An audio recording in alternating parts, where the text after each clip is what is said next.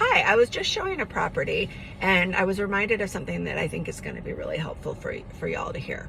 When you're looking at a home, instead of trying to take it all in one fell swoop, break it up into the parts of a home.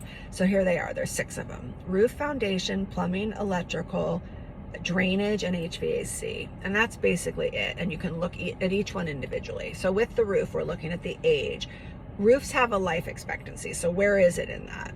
Does it need a tune-up? Does it have mastic drying out at the penetrations? Is the flashing installed properly? So the cost of a new roof or a tune-up is relatively knowable. Foundation, is it pre or post World War II? Does it likely have rebar or does it not?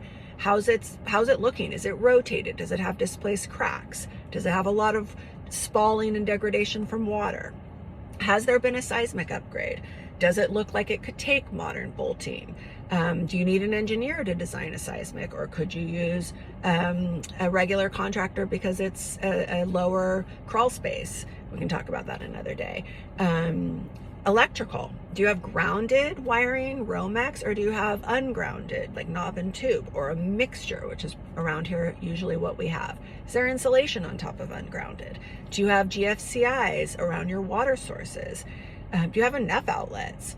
So again, the cost to upgrade your electrical wiring is relatively knowable, as is the cost to upgrade from a 100 to a 200 amp panel, which is another thing you might want to talk about. What are your electrical demands going to be? Do you want to get a car charger?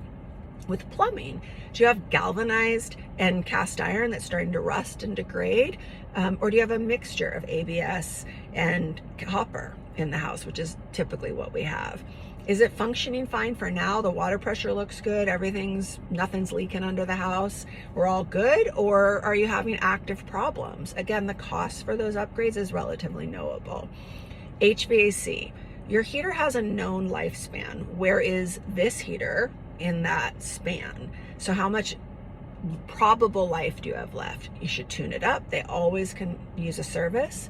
Is your ducting insulated? Does it have asbestos around it? So when do you think that furnace is likely to fail? Same with the air conditioner. And then if you have a heat pump, it's relatively modern. You're probably in good standing with that. And then drainage. Is the crawl space wet?